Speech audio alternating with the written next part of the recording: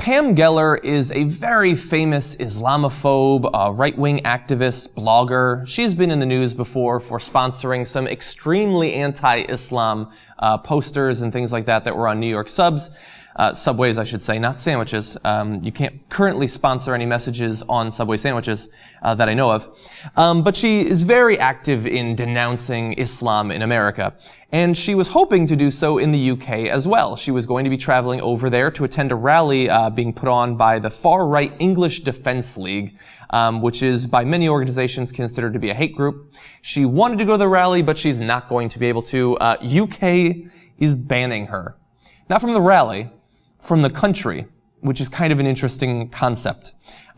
Since, she says some pretty outrageous things, but she's not exactly a terrorist or anything like that. But no, she is being banned under the country's unacceptable behavior policy. Now, I'm going to give my take on whether or not that makes sense, or we should have something like that here in the US. But first, let's hear Pam Geller's response to this. She says, "In a striking blow against freedom, the British government has banned us from entering the country. Mohammed al-Arifi, who has advocated Jew hatred, wife-beating, and jihad violence, entered the UK recently with no difficulty.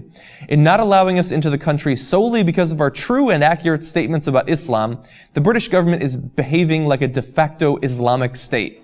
The nation that gave the world the Magna Carta is dead." I checked into it. It's not currently dead. The UK still does exist. It still functions day to day. It's just not functioning with Pam Geller within.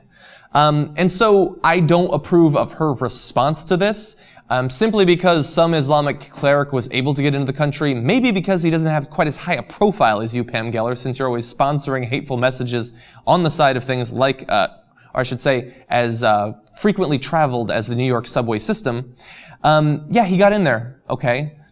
I don't know what he was intending to do there. I assume they're watching him if he's some sort of threat, but you were going to be attending a far-right rally. You were probably going to be engaging in at least a little bit of light hate speech.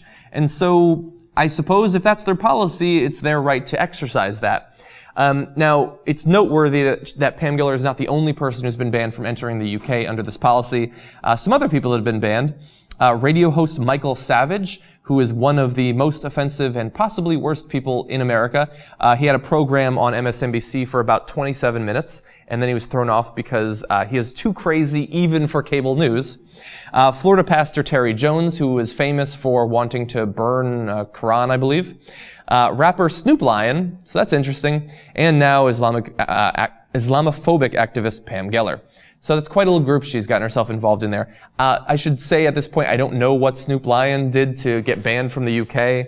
I think it's too bad for music lovers in Britain who might want to listen to his music. But I will say my take on this, I'm not in favor of this. Now, obviously, we don't have a program like this in America. Certainly, people can be banned from entering, but not because of things that they've said in the past. They would have to pose some sort of clear and obvious threat to American security or the American population or something like that. That's a premise, or that's a policy that we've had for a long time, and I think it's worked fairly well for us. So I'm not in favor of this. I personally think, and this has proven controversial on TYTU before when I've said this, I think that when people have absolutely horrid opinions, it's a good thing when they express them. Because all too often, it's easy to forget that some of the philosophical or rhetorical excesses of the past are not gone just because we don't see them. There are Nazis still in the world. There are anti-Semitic people still in the world. There are absolutely horrid racists still in the world, sometimes on food and cooking programs. And so sometimes it's a good thing to be reminded of that. And if that means that they get to put on a little march and Sieg Heil and things like that, I think that that's an okay price to pay. I think that they will do the job of making themselves look ridiculous and making their worldview seem antiquated for you. And honestly, and look, people are already saying this in the wake of Pam Geller being banned, this only serves to create her as sort of a martyr figure for the English Defense League right now. And that's the last thing we want to happen.